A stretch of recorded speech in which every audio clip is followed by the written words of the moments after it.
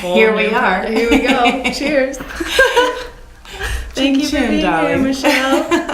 Happy to be here, Miranda. So we should start off with who you are. What's your name? What do you do? Name, rank, and serial number. I like it. My name is Michele Kelly, and I'm co-founder of K+L Storytellers. And we're a content company that bases everything on story. So we help middle market companies find their one true story so that they become unforgettable to their audiences. Wow, and how long have you been doing that? Well, that's a really good question. Yeah. One would think that's easy to answer, but it is quite not easy to answer because it's a story in the making. Back in 2005, my husband and I were business partners, and we had a company with a very long name. It's so long that it is like Kelly + Industrial Global Relations.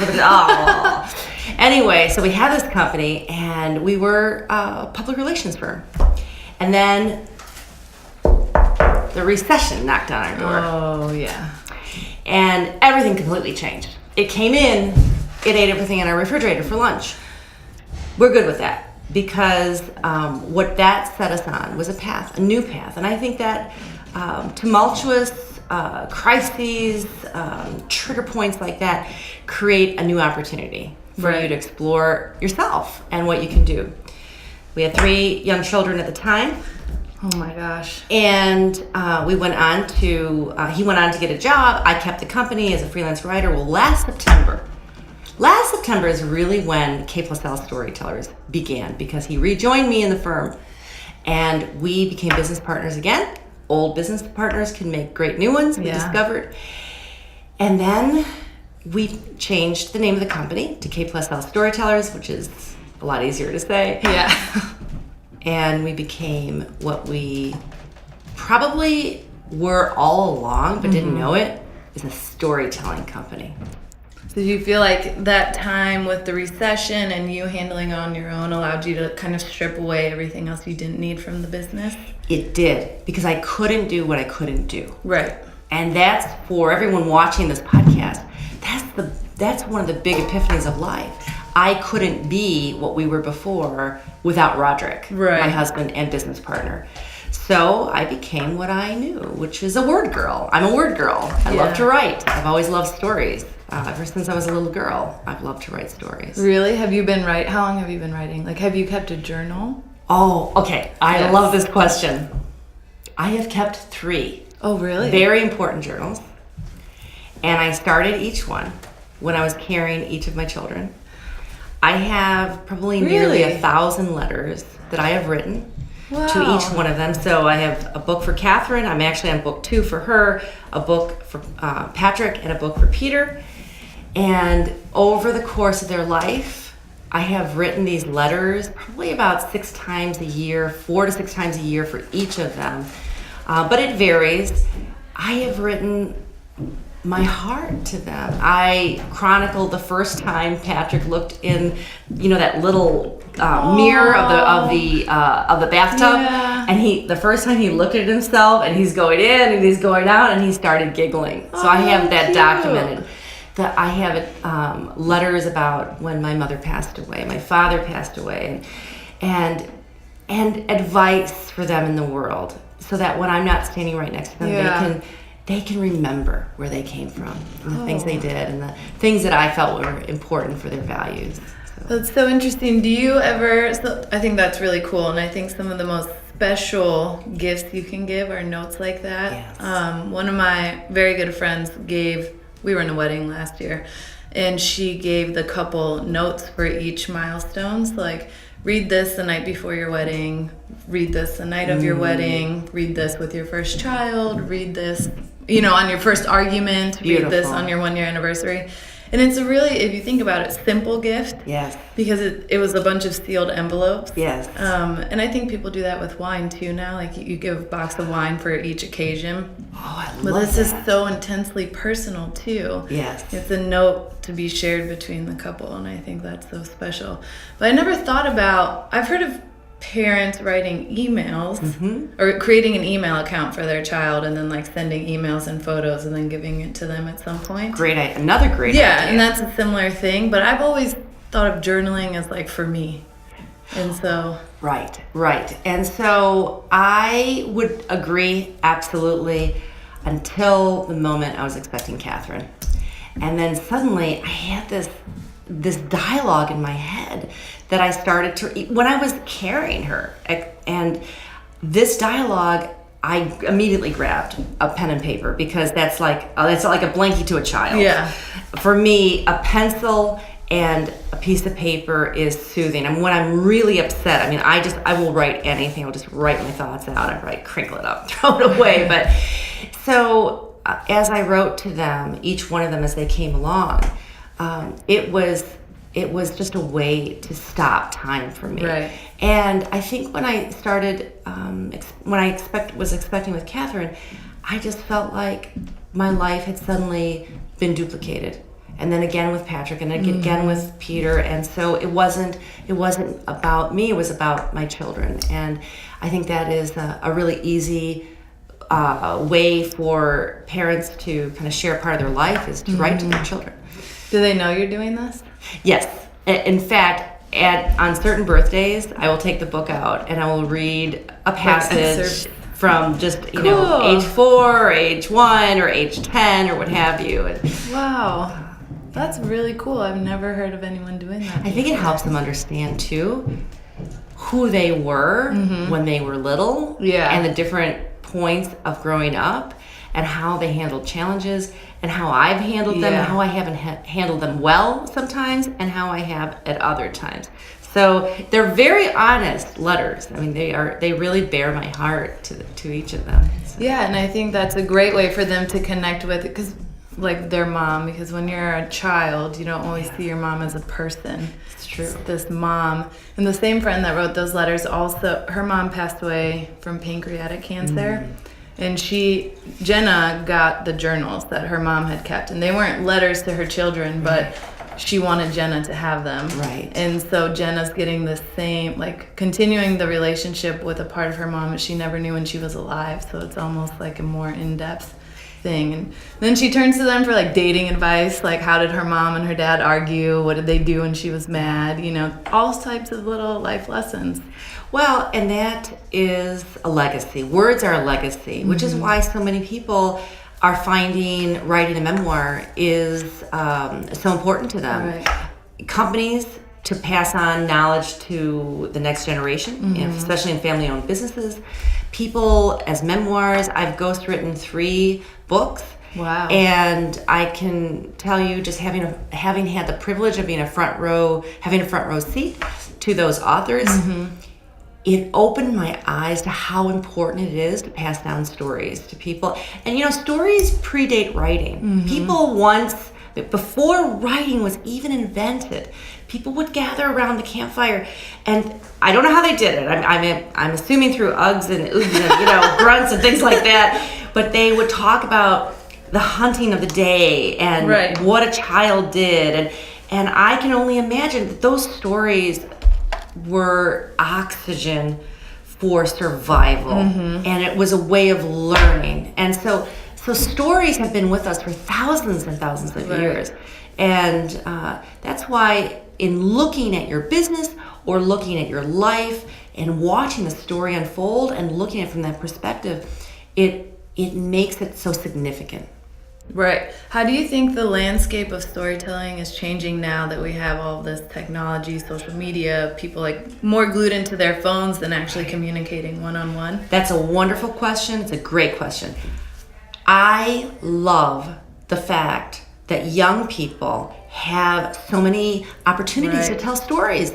All these tools. To me, that has opened up opportunities for them to tell it visually with Instagram and Snapchat, catching that scene. So when you write a book or a story, fiction or nonfiction, it doesn't matter, you have what's called scene and summary. So summary is that kind of big blue sky view into the story, and scene are those little micro moments. So we have Snapchat to capture the micro moments. That is a story unfolding. I mean, even in Facebook, I think they call it a timeline, but it's really a storyline. I mean, when you see it unfolding. So we have all the. I do think that sometimes I think technology has impacted everybody a little bit from an isolationist standpoint.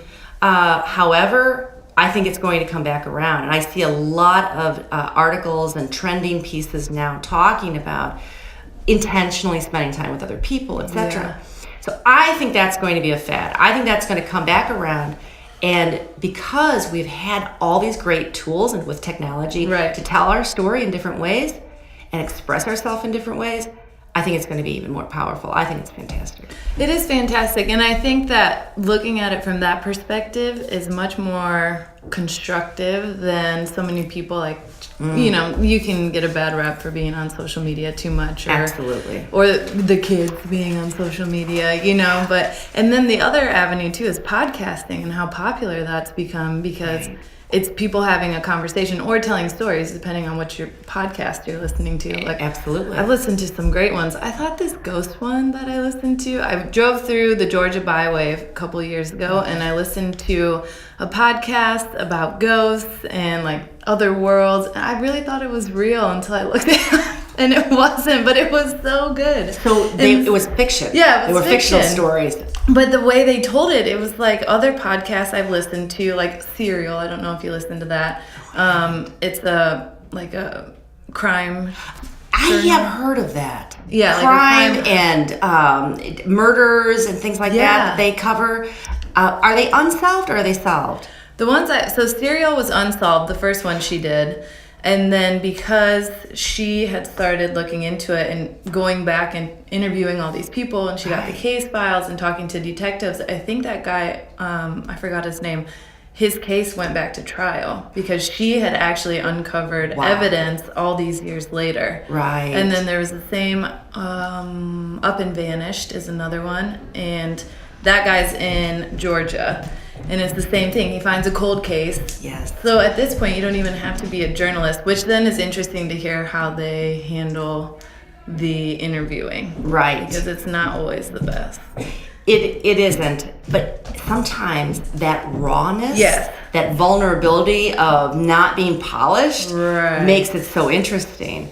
Another podcast that I love is How I Built This. Oh, I listen to that. It has, and I can't remember who does it, but it is fantastic. And they talk about different people who have built these fantastic companies and how they've done it. So, and it's so interesting to me. That's what's the most interesting about all of these podcasts is you're really showing the process.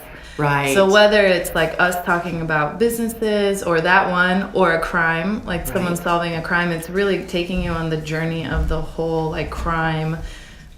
Everything from A to Z, how it started, and then, the community in which it started, and then you're getting into solving the crime in the courts and the documents. And so I really think people want to see the process. Yes, they want to see the process. They want to see the truth behind how things work. And the challenge is not, so going back to your really fantastic question, which was, what do you think about all these different types of technologies? The question then becomes not so much about the technologies, but the volume.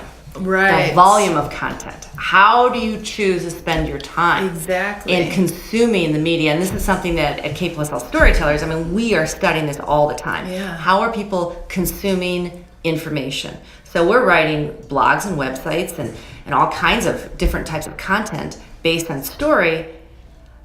Our approach, it can be the best writing in the world. It could be Pulitzer Prize winning. Right. But if no one reads it, it is useless. It has not moved the needle. It has not accomplished what it needed to accomplish. So this is a startling fact. Every time I think about this, it amazes me. But all the information, everything that has been written from the beginning of man to 2003, all the books, the plays, the songs, the movie scripts, everything is now produced every 2 days. Oh my gosh. That much content. So 15 years of content. Well, since 2003? Everything from the beginning of Man to 2003. Oh my God. Is now created every 2 days. That's crazy. Every 2 days. And I think it was the former chairman of Google who put that statistic together, and they should know because they are a content company. Yeah, exactly. So what have you found? What are people consuming? How do people narrow it down? Well, I think one way is relationship building through writing. Relationship building through, that's another great question, because I mean basically you're asking, how do you get people's attention? How do you inspire people to want to read this type of content?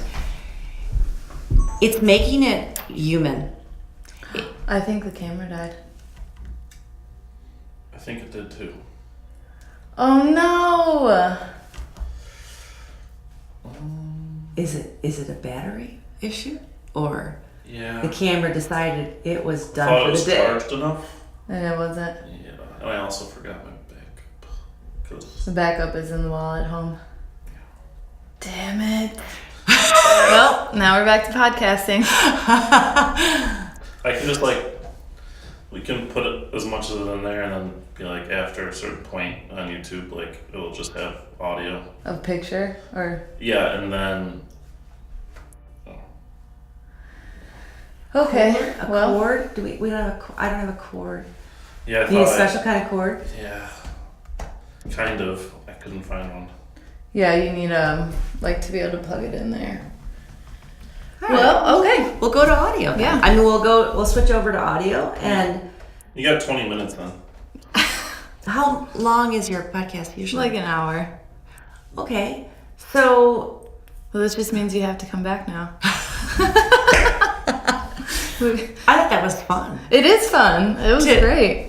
So we'll continue. Is it recording right now? Yeah, the podcast is recording. And I can cut it up. Oh, you cut this conversation out. Yeah.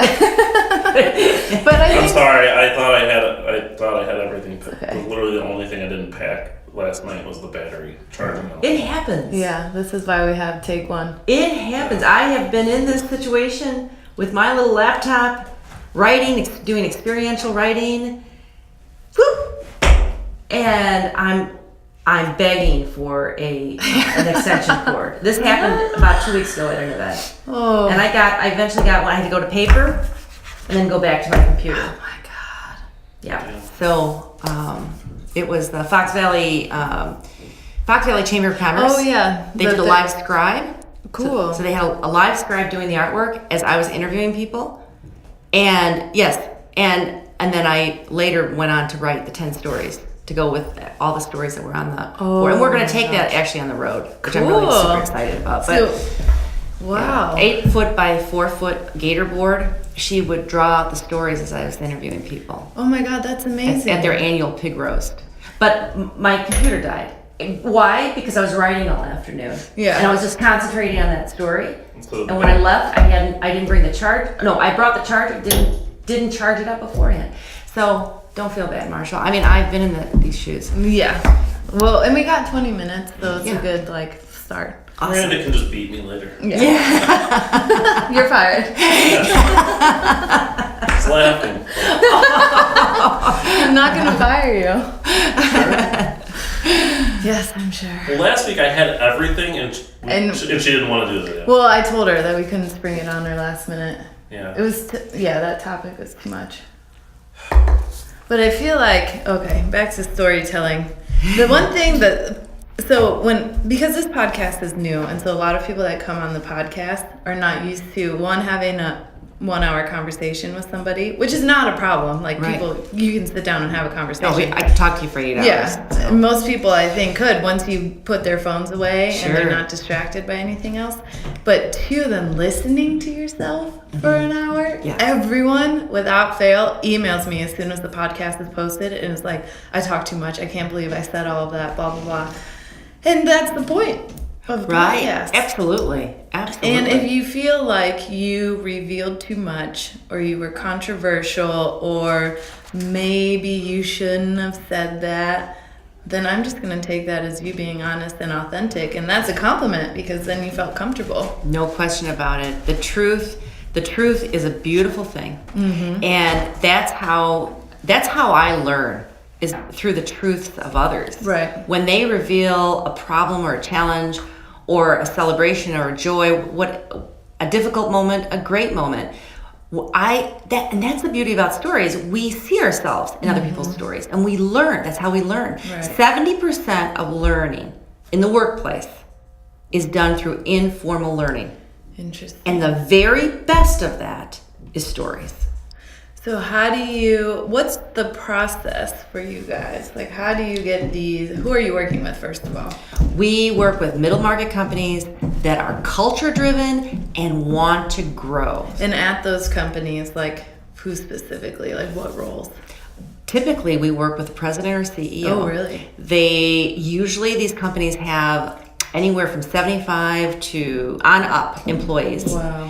And the CEO or president is very involved in the messaging. Okay. But they're not doing all of it. Right. They might even have a director of marketing, but they want to weigh in. So oftentimes we're working with the director of marketing or the CEO and president, the director of sales. These are common vice president. Okay. We're typically working with somebody in the C-suite or near the C-suite who has a great stake in what the future of the company is and what it becomes. Yeah. And your story can become anything. I mean, if a company wants to be the greatest coffee company in the world, if that is their thing, we're going to make the very best coffee in the world.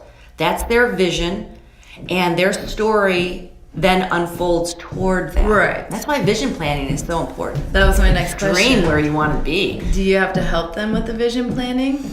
Yes, in part. Okay. Sometimes they are a little stuck on where they want to go because they're so stuck and mired in the everyday activities of their companies. Okay. So, for example, we have the privilege and honor of working with a contract packager in Batavia. Cool. Green Seed Contract Packaging. Oh. We blog for them, and we've helped them develop their website content along with a fabulous, this is one of the best companies in Chicago called Stick Out Social. They do websites. Cool. And they're out of the Board of Trade building. And so their team and our team got together and we worked on their story. We literally worked on their story, talked to their customers, we talked to people inside the company, we listened to what their vision was, and we identified that they are a company that helps others grow. And everything was predicated on that storyline. Wow. So in that case, how long does that interview phase last? 4 to 6 weeks. Wow. It takes 4 to 6 weeks. So I'm going to break it down into 3 parts. So anybody who is listening to this podcast right now, they can actually take this advice and put it into play. Best. Yes. I think I need to do this too. I'll help you. We'll work on your story together. So there are 3 parts to looking at a business's story. There's context, there's action, and there's results. Okay. And it's kind of nice because you can remember it as CAR. Right. C-A-R. Oh, CAR. okay. Context, action, and results. So the context part is what I was talking about in terms of getting client insight interviews, understanding how you're perceived outside the company, internally what your culture looks like. So just picture it like you meet someone, you're thinking about dating them, and you want to know all about them. Right away. Right away, the context of your story. So for a business that wants to grow and wants to expand their audience, they're going to be looking at everything about themselves. So that's the context. Okay. Once you get the context of a business's story, then you move on to the action. The action part is these are things like the website, the marketing strategy, which you're so fantastic at. I mean, you look at these companies and you figure out, what steps do they have to take in order to grow from a marketing standpoint. And where do they want to grow? So it's back to vision always. Absolutely. and then what is on their print collateral? How do people answer the phone? What does their office space look like? So all of this these are the actions. You take the context, the actions, and then the results. How are you going to measure success? Right. A company should be asking that. What does a great year look like? And picture that on the results side, it's more than just analytics. We like to ask companies to, let's say, so now it's September 2018, today. We're doing a lot of planning, contextual planning with companies now for 2019. Okay. So we ask the question, it is December 2019. What is on your newsreel? What has happened that has made this year a great year? And yes, some of those things may be defined by numbers, but some of those things might be employee engagement. Oh yeah. Our culture has improved. Morale has gone up. We have clients calling us after blogs are posted. Some of our blogs have gotten into major publications.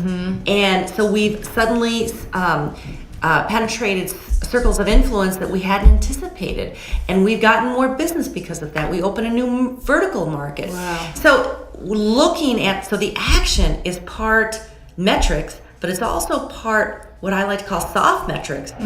They might not be exactly measurable, but you can feel them. The emotional part. You can feel them. Yeah. And so I want really quickly, I want to talk about CAR, the context, action, results, in terms of the Titanic. Okay. The movie. So a lot of people know about the movie Titanic. I think I watch it every time it's on TV. Oh my God. Leonardo DiCaprio. I'm sorry, Roderick. I'm sorry, but he is amazing. Yes. Well, you are too, Roderick, but Leonardo, he's fantastic. So if in that movie we had gone right to the action. Right. Boat hits iceberg. Oh my gosh, yeah. We would not feel the story because we don't have the context. We don't see Rose yet. We don't see Jack yet. We haven't connected with these characters. We don't know that they're really in love. We don't know that they're really in love. We don't know that she's really not in love with her fiancé. Yeah. So all that context would have been missing. Right. That's why you have to do context first. Then comes the action. Action is important because, and there's part of the action is conflict. I mean, like, you have to know what obstacles you're fighting against to be successful as a business. If the Titanic had launched and we see this beautiful ship and these beautiful people, the fun dancing in the lower part of the boat and the romance come alive, and then they docked and they got off the boat, there wouldn't have been a story there either. Boring. So you need context, you need action, and you need results. And every business needs this for their story to come alive. And every business's story is different. And so I would imagine then their results are different too. Like what I want to see, how I define success is going to be different than how you define it or how these other businesses define it. Do you ever have the people you're working with write themselves, like if you're doing this projections, like in December 2019, this is where we want to be. Yes. Do you ever have them write themselves a letter? That's a great idea. Haven't done that, but I will now because you just inspired me. But we did an exercise the other day. So we were talking to this company, and they are actually a creative firm who experienced a lot of change over the last couple of years. And we had some members of their leadership team in the room, and we asked them to write on one side of colored paper. So, colored paper, markers, these are, I couldn't live without these things because they kind of bring stories alive, but in our storytelling exercise. But we had that on one side of the piece of paper, write who they felt they were today as a company. So just one sentence, too. Oh, nice. It's limited. So it's like Twitter. And okay? is it like you have like a minute to do it? Like just put it down? Minute and a half. That's it. I mean, and some of these exercises have to be done with that sense of urgency because you want to take the top level thought and put it down on paper. Just get it. It's like a rough first draft. Yeah. Every first draft stinks. Yes. 40% of it gets cut. Right. But what remains and what evolves is fantastic. So in the second, third, and fourth iteration. So on one side, they wrote what they were today, what they felt they were today.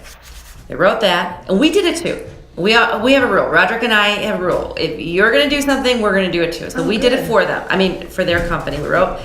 And on the flip side, we wrote. Now we said, what do you feel you can become? What is your when you reach the peak of the mountain for your company? Like you're on the top of the mountain, you're waving the flag. We did it, and all your people. They had like this is the company of about 150 employees. We did it, and all your employees are behind you. You're raising the flag.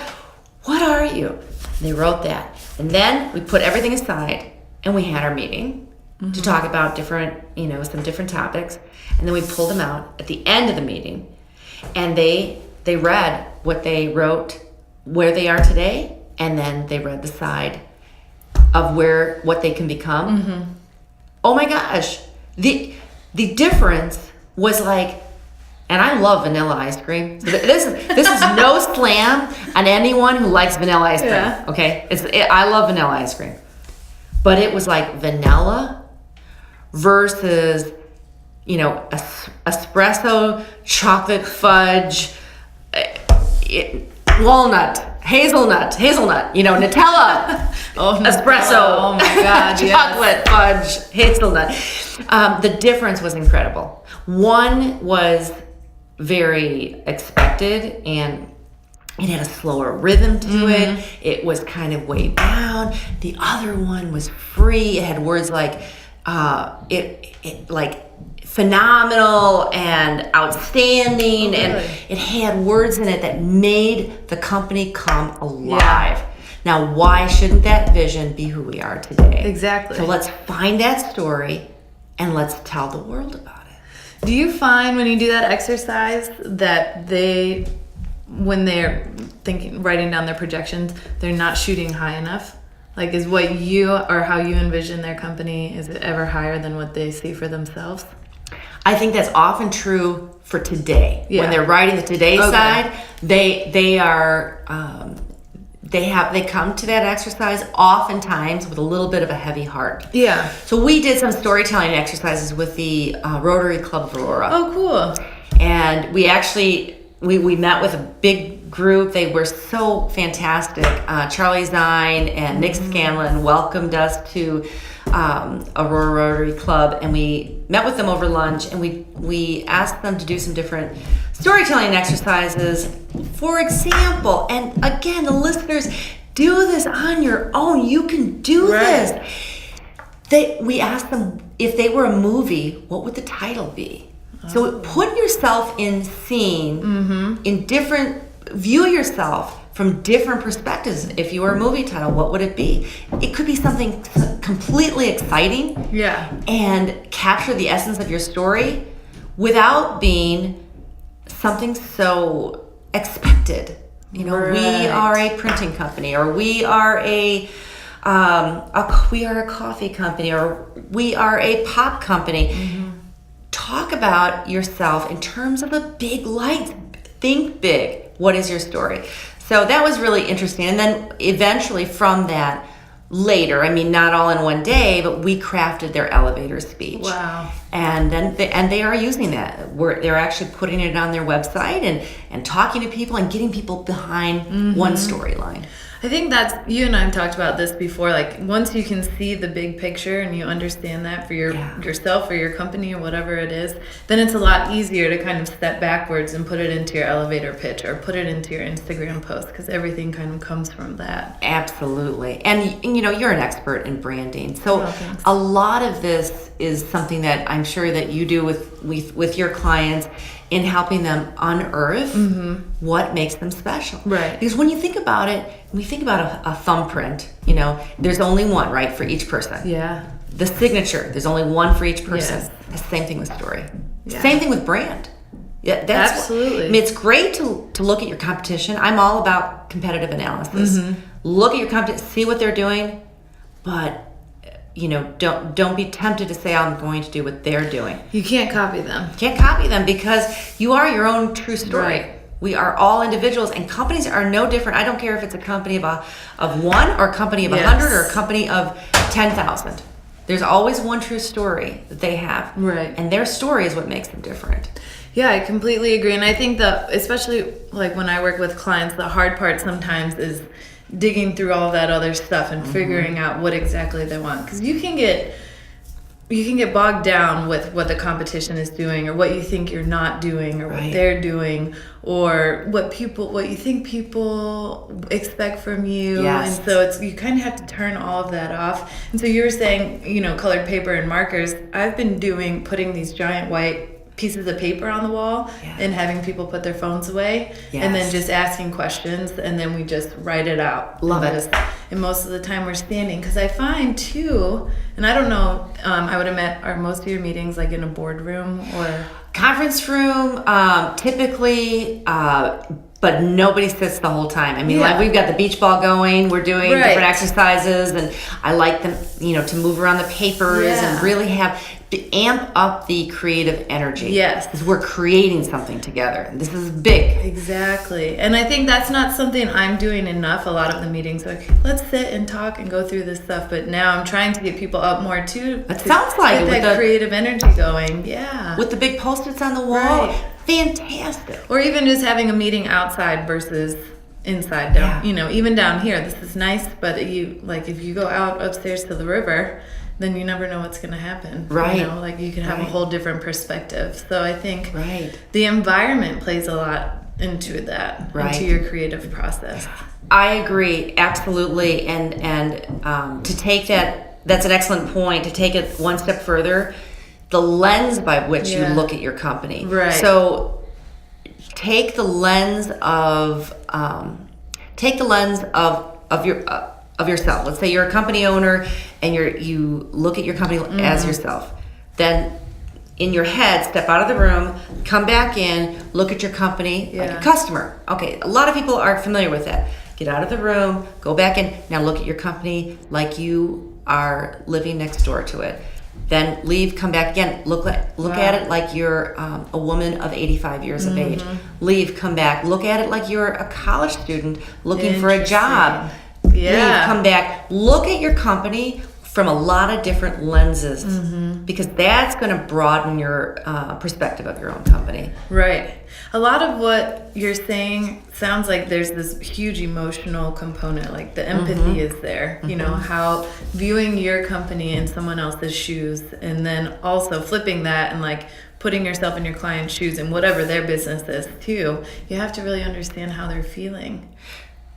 Empathy is huge. I mean, this is something that everybody should be looking at for their businesses. And here's why. When you're one of the biggest challenges I find with most of our clients, the homepage of their website. Yeah. They're just not sure what should go on there. And there's just, we have the attention spans, as you know, are less than that of a goldfish. Yes. I mean, it's documented. Right. It's less than 9 seconds. The goldfish can actually listen longer than we can. Oh my gosh. It's so crazy. Pay attention to whatever it is goldfish do. Yeah. Swim to the next little coral reef in their, in their environment. But so on the website, a lot of companies get tripped up. What do we put on that in that space? So I think that absolutely. I mean, you have to look at it from a lot of different perspectives, and look at it. Who is visiting your website, and what are they expecting, and are you really connecting with them on an emotional level? Right. And that's where the empathy comes in. When you're looking at content, words for your company, you are always looking at it from one part empathy or emotion and one part authority. Exactly. So that's social proof balanced with that humanized emotional connection. Yeah. One versus the other is not enough.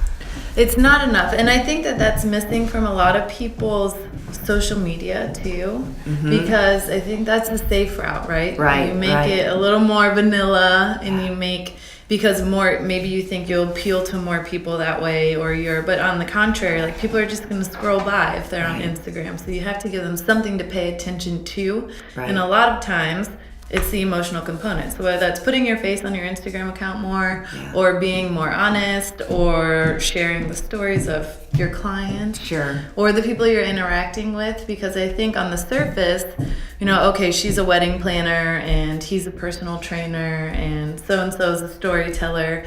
But how are you actually impacting these people? Right. Because it's easy to give yourself a label. Absolutely. And a title. Anyone can put that in their Instagram bio. Absolutely. But what are you actually doing? A quick example on that is, I love that how you set up this part of the conversation, because you're right. Everybody immediately gets put into a label. We're all in a bucket of some sort. And when you share a story, or when you share a part of yourself, it doesn't even have to be a story, but just share a part of yourself on the website or in a blog or what have you, and you make that connection, that connection is for life. And a really quick example is a colleague of mine, Catherine Johns. And she was in radio for many years at WGN. She is an excellent speaker coach. And she helps people, be their best self on stage and interviews, etc.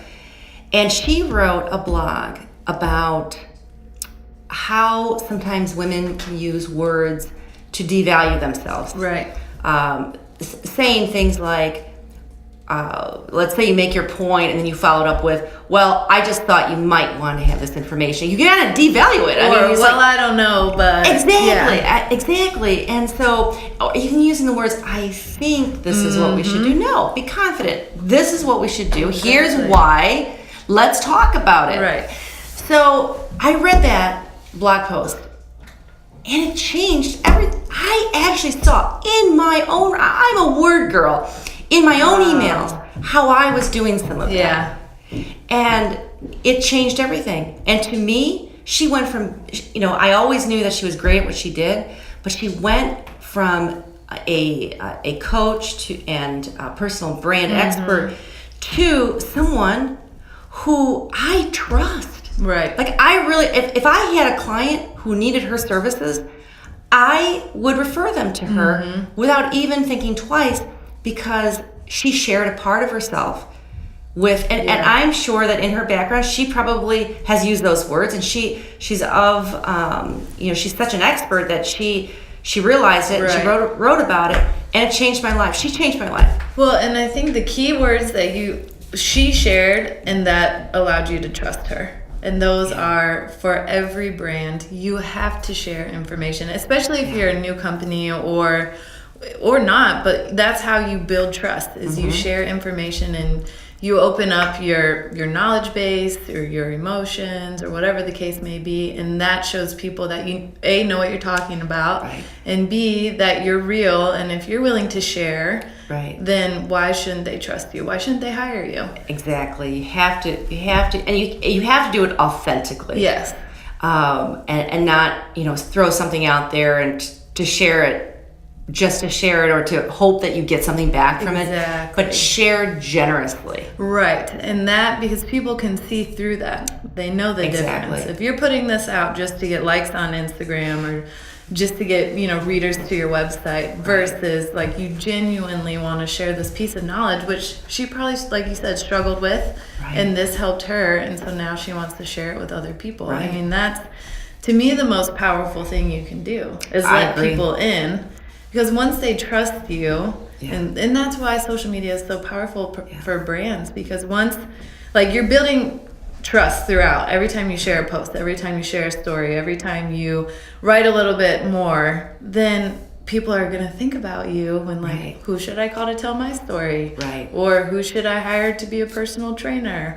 Or, and that's like sharing your story on social media is a powerful thing if you're doing it right. It makes a huge difference. So Roderick and I just celebrated a wedding anniversary, and he wrote... What number? 27. Congratulations. Thank you so much. He wrote a blog post about it, and he said, I want you to read this before I post it. And I read it, and there was something in it that I was just really surprised at, and I said, I didn't say anything actually. To myself, I'm like, that's awesome that he wrote this. Aww. He talked about how last summer he was let go from his company, and that predicated him joining me as a business partner in last September. So we're actually 1 year into it together. Nice. But I loved that he did that. I love that he shared that. And I don't vulnerable. think... Absolutely. Because you know what? That happens. Right. That happens to people. Yeah. And it's not a bad thing. I mean, it seems bad at the time, but it's not a bad thing because it led to something even better. But if you don't share that part of yourself with people, if you make your company or your blogs or whatever it is that you're writing, your newsletter, your quarterly newsletter, if social media, if it's all about look at me, look how great I'm doing, look how I got this award, and I'm hanging out with these cool people over here at this trade show. If it's all about that, then that is what's called a bore. Yeah, exactly. And why would anyone pay attention to that? You have you have a job to capture people's attention in whatever industry you're in, and so the way to do that is to be authentic, and that's to be yourself and to be authentic. Back to the thumbprint thing, right? That's what's gonna set you apart. And you're gonna always have competition, absolutely, for sure. And there will be people, if you're doing your job right, that are gonna try to copy you, but they can't because that's yours. And it's truly yours if you're honest and you're open and you're authentic with it. An example of this, actually, so this week, my brother is a personal trainer, so that's why that's coming to mind. But he and we trained together on Monday, and then we had a marketing strategy session. And we put the papers on the walls. Nice. I mean, and we got a nice workout in, so we were like creative juices Absolutely. flowing. Endorphins are flying. Yeah. And we were outside for that. Wow. And so... because he's done a good job building his brand, I'll say, on social media.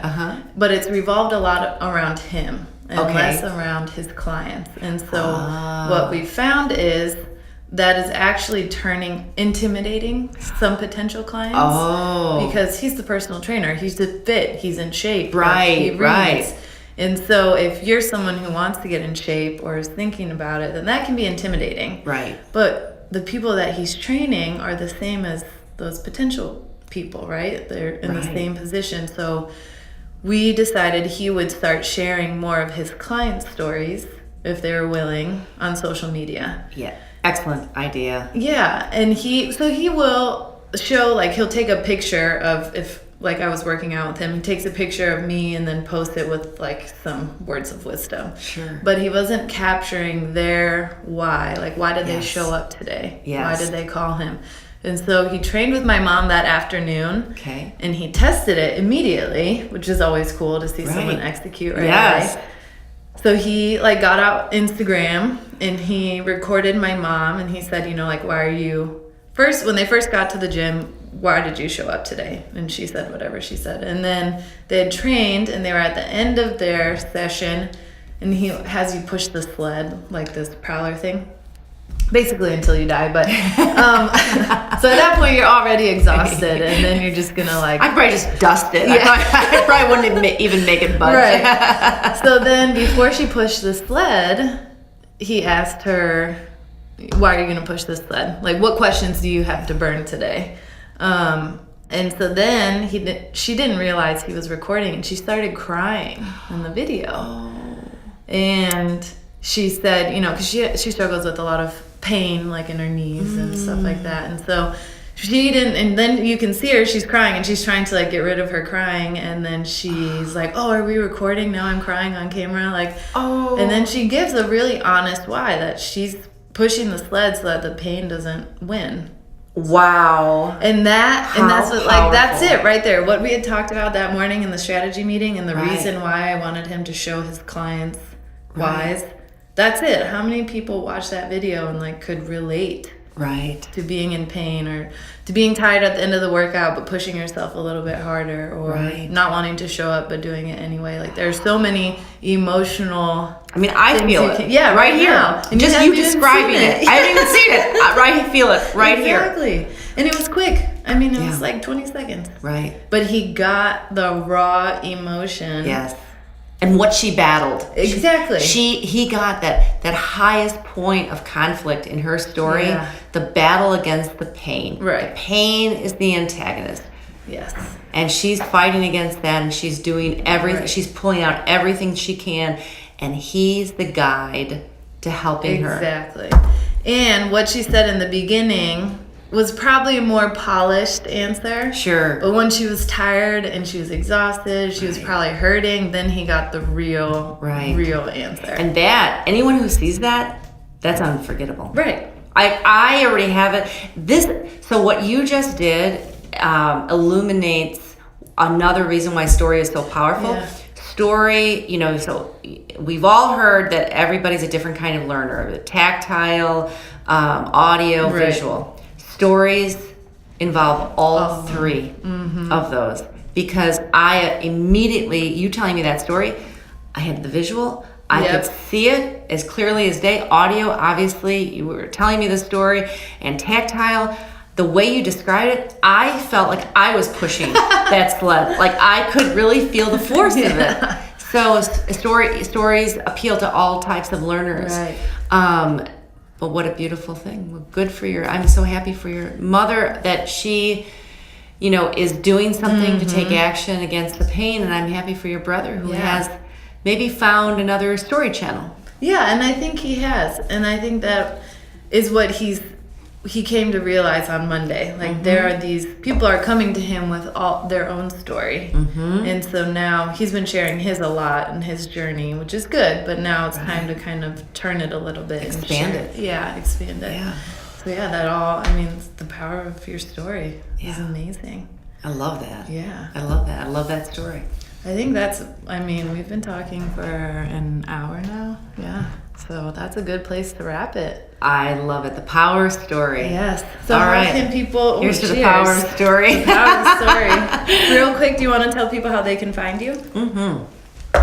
www.klstorytellers.com klstorytellers.com. Visit our website. Also, if you would like to chat about story, I love talking about stories with everybody. Because story is, it makes our lives what they are. It makes us. So email me, Michele with one L, Michele, so Michele with one L, at klstorytellers.com. Yes. Thank you for being here. I loved it. Thank you. Awesome. We did it.